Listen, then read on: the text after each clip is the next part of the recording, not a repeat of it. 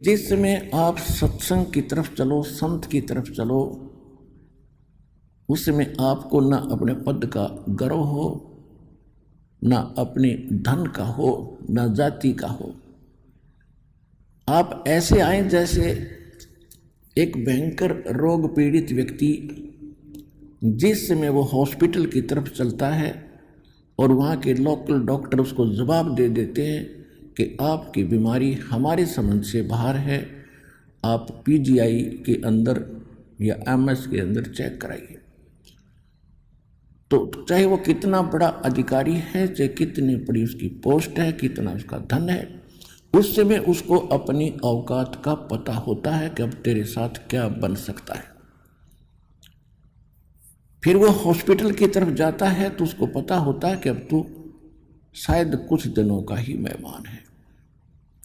उस समय उसके पास चाहे वो कितना अच्छा बड़ा अधिकारी हो, कितना ही पद प्राप्त हो, वो पद और अपना धनाढ्य नहीं देखता, अपना जीवन देखता है। जहाँ भी डॉक्टर कहते हैं वहीं बैठ जाता है। कपड़े उतारो जी, तुरंत उतार देता है। यहाँ लेट जाओ जी, लेट जाता है। जाओ ये चेक करा के आओ, उठा कर पर्ची चल पड़ता है। तो इसी प्रकार आप जी जब यहाँ आते हो, आप एक भयंकर रोग से ग्रस्त हैं। वो रोग कौन सा है? जन्म और मरण का। जन्म और मृत्यु का जो दीर्घ रोग है, ये आप सभी प्राणियों को लगा हुआ है। और वो एकमात्र एमएस हॉस्पिटल इस विश्व के अंदर सतलोक आश्रम बरवाला, जिला हिसार, हरियाणा के अंदर है। और यहाँ वो रोग आपका कट सकता है। तो आप उस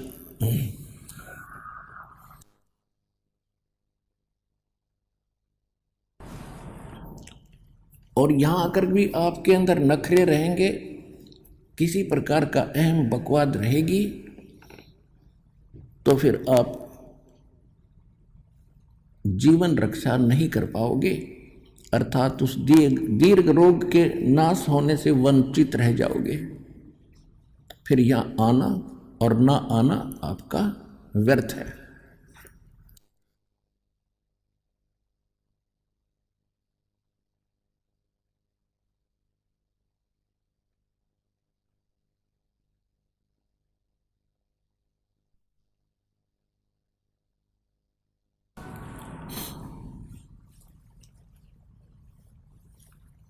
तो परमात्मा कहते संत मिलन को चालियो, भाई तजमाया अभिमान, जो जो कदम आगे रखे है ओहे यज्ञ समान। तो इस भाव से, अधीन भाव से विनम्र होकर के एक दास बन के देखो, परमात्मा ने स्वयं अपने आप को कबीर दास कहा। क्यों कहा? वो तो साहिब थे, हमारे लिए कहा कि आप जी ने यहाँ किसी भी प्रकार का अहम नहीं करना, अहम करोगे तो मुझे पसंद नहीं। जब हमारे परमपिता परमात्मा किस प्रकार रहे, एक धानक रूप में, जुल्हाए रूप में, एक शूद्रों की कॉलोनी में, निर्धनों की कॉलोनी में। उसका कारण क्या है कि निर्धन और जो शूद्र कहलाते हैं उनमें एक विशेषता होती है, आधीनी होती है, क्योंकि वो हर तरह से किसी ना किसी वस्तु के भूखे रहते हैं। और जहाँ आवश्यकता पूरी नहीं होती वहाँ अधीन होना एक स्वाभाविक गुण बढ़ जाता है। और परमात्मा ये बताना चाहते हैं कि ऊंचे कुल में भक्ति ना होए, नीचा ही कुल दीजे। और तपिया ने तो जब तप की ना वो लोधिया नाल पतीजे। ऊंचे कुल में दुर्योधन रावण और नीचे कुल में गणका। गणका माने एक वैश्या थी जिसको भगवान ने पार किया उसकी बुराई छुटा के। ऊंचे कुल में दुर्योधन रावण, नीचे कुल में गणका। और गणका भिलनी जब पार उतरगी तो गर्भ करियो ना धन का।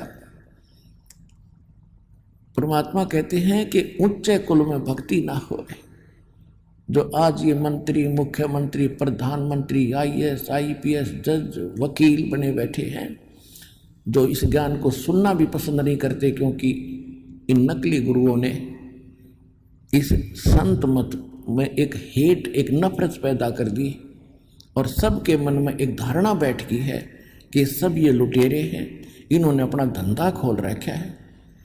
तो पुण्यात्माओं, ये स्वाभाविक है। काल ये चाहता है कि इनको इतना कंडम कर दूं कि भक्ति से नफरत हो, और किसी का दोष नहीं मानता दास। जैसे आप कोई वस्तु खरीदने बाजार जाते हो और बाजार के अंदर आप 9 नकली दुकानों पर ठगे जा चुके हो, जिसमें आप कोई कहेगा कि वो दुकान पर ओरिजिनल वस्तु मिलती है, आपका कतई विश्वास नहीं। तो आज काल ने ऐसी स्थिति कर दी है, नकली संत बेच के ये अनेकों दुकान खुला रखी है, और ये सतलोक आश्रम बरवाला के अंदर वो ओरिजिनल दुकान है उस परम पिता के सौदा करने की। अब इस पर विश्वास होना थोड़ा बहुत समय लगेगा, लेकिन होगा। सच्चाई तो सच्चाई है, कुछ दिन के बाद हृदय में बैठ जाएगी और सबको विश्वास होगा। ये मानना पड़ेगा कि सब संत एक जैसे नहीं होते।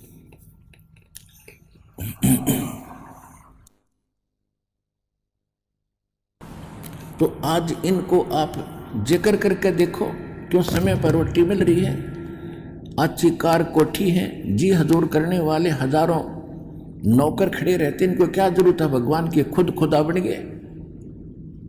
सत्संग में आने से जीव को अपनी औकात का पता चलता है कि मैं कौन हूं। और पुण्यात्माओं, जैसे एक प्रधानमंत्री और वो मृत्यु सैया पर अपना टाइम पास कर रहा है, भुगत रहा है किसी भी देश या राष्ट्र का, और पहले वो प्रधानमंत्री था, आज क्या है और आगे क्या होगा। कहते हैं संसा शोक सराय में ये सूतक दिन राती, और जीवित जग में जूते पड़े फिर जम तोड़े छाती।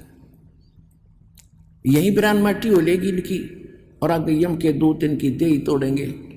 वो ज्ञान इनको है नहीं, क्योंकि हम जैसे दास तो एक बहुत छोटा सा कर्मचारी, एक जूनियर इंजीनियर था, और धार्मिकता भी थी, लेकिन फिर भी अहंकार अहम खूब हो गया था उस छोटी सी पोस्ट का।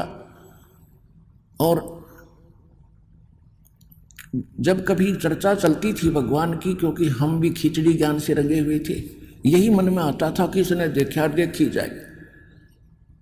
जब दास को ज्ञान हुआ तो अपने उच्च अधिकारियों को, एसडीओ को, एक्सचिन को, अपने साथी जूनियर इंजीनियर्स को या नीचे के जो सबॉर्डिनेट्स थे उनसे कहने लगा कि राम बचो, भगवान बचो।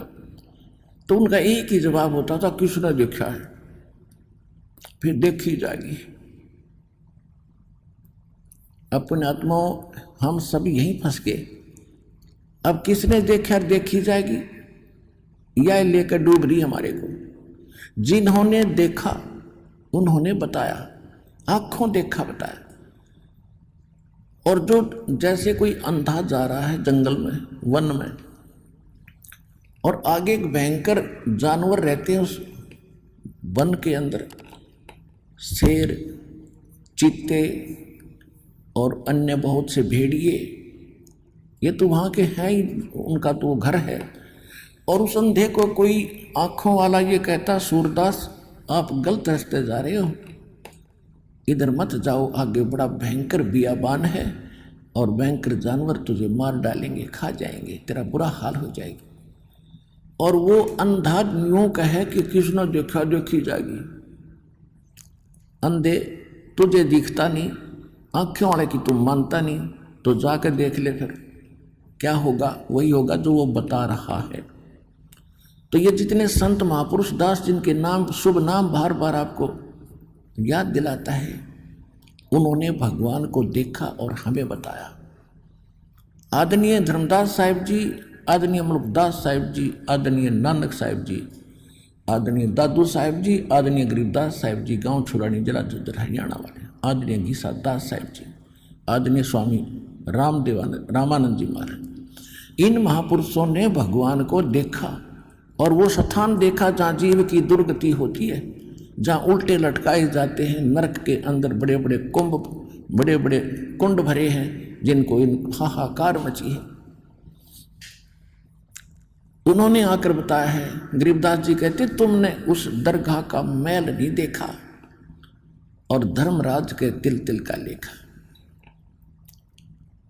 गरीबदास जी कहते हम देखा सो साच है और सकल प्रपंच, हम जो देखकर आए हमने आकर तुम्हें बताया ये सत्य है, और जो बकवास कर रहे हैं कि धरती पर स्वर्ग है, धरती पर नरक है, यहीं दुख है, यहीं सुख है, ये सब बकवाद है, ये प्रपंच है। तो ऐसे ही जैसे किसी को आप कहोगे अच्छा समय पर टोक मिल रहा है, अच्छी नौकरी है, बिजनेस है, तो उसका एक ही जवाब होगा फिर देखेंगे या फिर देखी जाएगी। अब फिर क्या देखेगा? जब गधा बनने के बाद फिर तो कुम्हार देखेगा। आपने तो अब देखना समय रहते, छोड़ बुराई कर भक्ति और सुधर लग भगवान के मार्ग पे। फिर क्या देखा जब गधा बन जाएगा?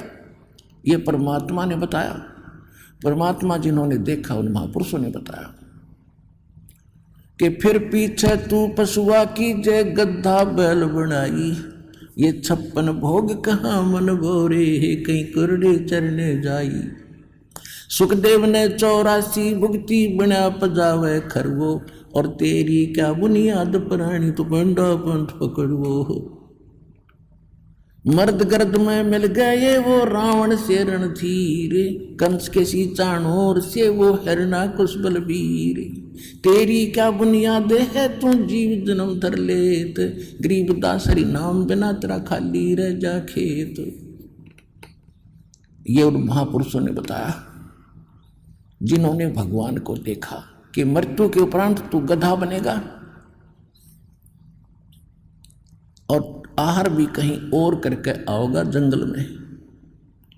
टूटी कमर पजावे चढ़े तेरा कागा मांस गिलाई, फिर पीछे तू पशुआ की जय कुरड़ी चरने जाई, और टूटी कमर पजावे चढ़े तेरा कागा मांस गिलाई। पुण्यात्माओं, आज मनुष्य जीवन में क्योंकि विद्यार्थी को माता पिता सभी सुविधाएं देते हैं, स्वयं लूखी सूखी रोटी खाते हैं, उसको अच्छा घी और सब कुछ व्यवस्था करके देते हैं, और कार्य से फ्री कर देते हैं कि बेटा बेटी तुम पढ़ो, शिक्षा ग्रहण करो। तो उस समय उन बच्चों को कोई कहे कि तुम्हें आगे दुख होगा, एक तो जवानी और दूसरे फिर खूब सुख सारा सुविधा प्राप्त, तो उनके उस समय कम समझ में आवे है। और जब वो समय वक्त निकल जाता हाथ में, जब उनको कस्सी हाथ में सिर पर टोकरी, तब समझ में आवे कहे नाश मंत्र नाश कर लिया अपने जीवन का, उसमें पढ़ लेता, थोड़ा सा कष्ट उस समय उठा लेता तो सदा सुखी रहता। तो इसी प्रकार जब हम संसार छोड़कर जाए, अब हम मनुष्य जीवन में हैं, तो हमारे यहाँ जल्दी सी गले उतरती नहीं कि हम कुत्ते और गधे बन जाएंगे। जब हम मरेंगे तो फिर और क्या बनोगे? अंडरस्टूड है, कुछ भी बन सकते हैं। और जिन्होंने देखा भगवान ने बताया, कबीर हरि के नाम बिना ये राजा रसब हो, मट्टी लदे कुम्हार के वही घास नारी नीरे कोई। कबीर हरि के नाम बिना ये नार कूटिया हो, गली गली भौंकत फिरे फिर टोक न डाले कोई। बीबी पड़दे रहे थी वो डोडी लगे थी बार, एक अब गात उगाड़े फिरती हैं वो बनकुतिया बाजार। वो पर्दे की सुंदरी सुनो संदेशा मोरे, गात उघाड़े फिरती हैं वो करें सरायों शोर। नक बेसर नक पे बनी वो पैर थी हार हमेले, सुंदरी से कुतिया बनी देख साहेब के खेल।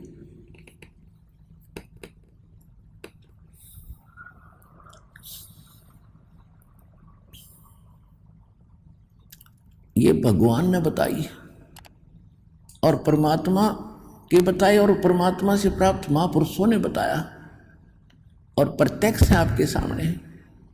क्या बताते हैं कि जो बड़े बड़े सेठ साहूकारों की औरतें, नवाबों की परिवार, राजाओं के परिवार पर्दों में रहा करते थे, बीबी पर्दे रहे थी और ड्योढ़ी लगे थी बाहर, कई कई चौकी लगती थी, कोई गैर पुरुष अंदर प्रवेश ना कर जा। और काजू किशमिश के हलवे और खीर बना के खाया करती थी, क्योंकि वो पिछले जन्म की पुण्यकर्मी प्राणी थी। राजा के घर जन्म हुआ, अच्छे घर में जन्म हुआ, अच्छे वर से ब्याही गई और पिछली बैटरी चार्ज थी, आगे चार्जर था नहीं। जब तक इन्वर्टर की बैटरी पीछे से चार्ज है, आगे चार्जर बेशक ना लाओ, वो पूरा काम कर रही होती है जब तक उसकी अक्षमता चल है।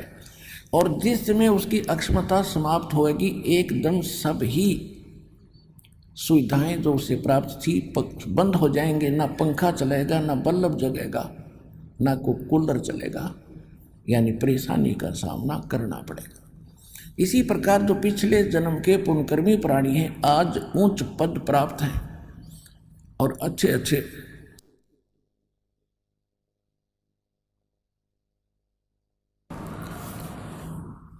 अच्छे बंगलों में रह रहे हैं और भक्ति ना करने से क्या बताया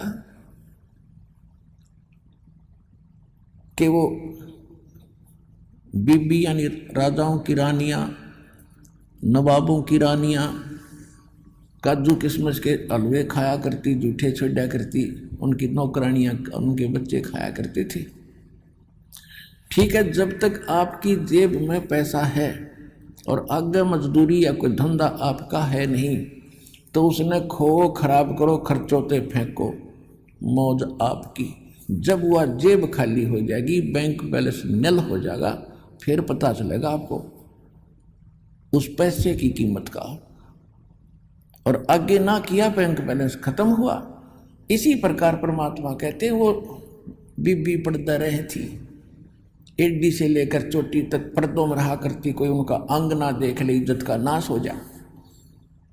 और भक्ति करी नहीं, संत के निकट गए नहीं, सत्संग सुना नहीं। ओए होए,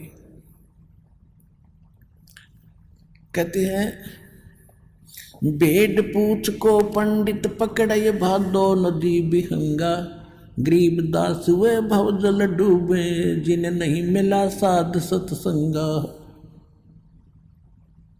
जो साधना कर रहे हैं और नकली कर रहे हैं, डुप्लीकेट कर रहे हैं, मनमाना आचरण कर रहे हैं, तो वो भी व्यर्थ है। वो तो ऐसा कर रहे हैं जैसे दरिया से पार होने के लिए भादों के अंदर बहुत वर्षा होती है और सभी दरियाएं अपनी चरम सीमा पर बह रही होती हैं, ऊपर किनारों को छूती हुई चल रही होती, इतना भयंकर जल चलता है। और उस समय कोई किसी से पूछे कि मैंने दरिया से पार जाना है, कैसे जाऊं, और उसको कोई मूर्ख ये कहे ये भेड़ खड़ी है, इसका पूंछ पकड़ ले, दरिया में बढ़ जाओ दोनों और ये पार कर देगी, तो कहते नहीं। तो जो हमारे धर्म गुरु भेड़ पूछ को पंडित पकड़े, ये भादो नदी बिहंगा, गरीब दास वो भवजल डूबे, जिन्हें नहीं मिला साध है। जो परमात्मा की सत भक्ति का पूर्ण मार्ग है, साधन है, वो इस विश्व में किसी के पास नहीं है। ये अंडरस्टूड हो गया कि अन्य सभी भेड़ की पूंछ पकड़ के और दरिया पार होना चाहते हैं, यानी भव सागर से, संसार सागर से वो पार होने का व्यर्थ प्रयत्न कर रहे हैं। वो इसमें डूब कर मरेंगे, यही रह जाएंगे।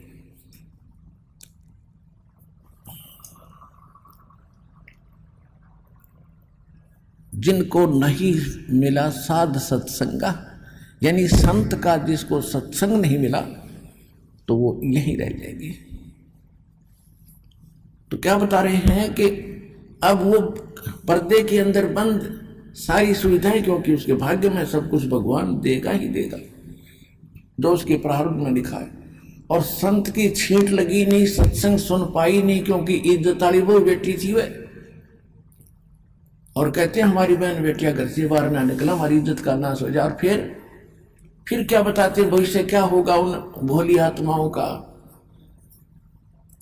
कहते बीबी पर्दा रहे थी, डोडी लगे थी बाहर, एडी से लेकर चोटी तक अंगों को ढक कर रखती थी।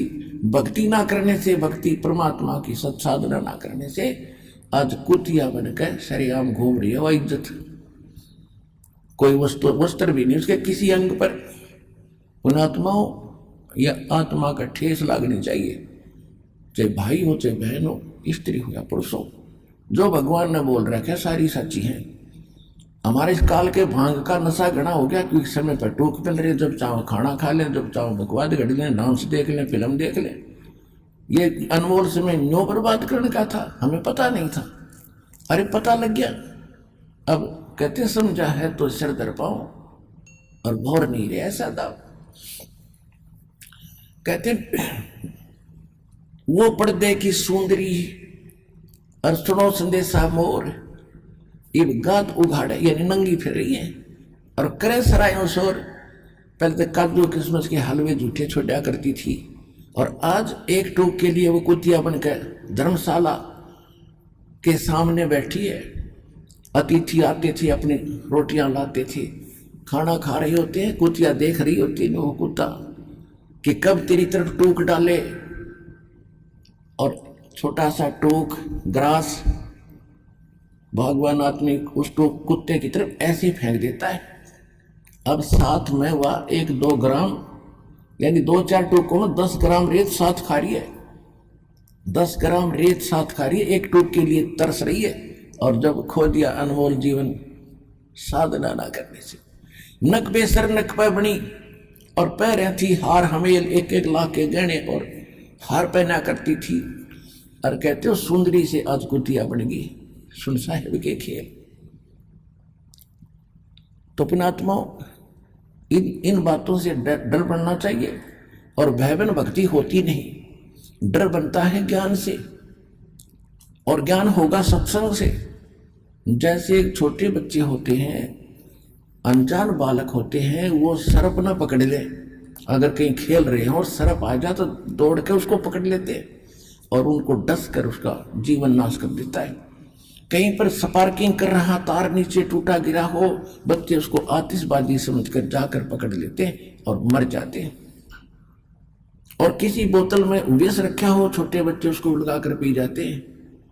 और जिस समय वो बड़े हो जाते हैं उनको ज्ञान हो जाता है कि ये सर्प बड़ा भयंकर जानवर है, खा जाते, डसने से मृत्यु हो जाती है। बिजली का ज्ञान होता है कि इसको छू लिया तो मर जाएगा। ऐसे विष के बारे में बताया जाता है कि इसको टच कर लिया तो, छू लिया तो, पी लिया तो मर जाओगे। तो जब वो बच्चे बड़े हो जाते हैं और उनको ज्ञान हो गया तो उन भयंकर वस्तु पदार्थों से, उन जानवरों से डर बढ़ गया उसके। और डर बिना तो जानवर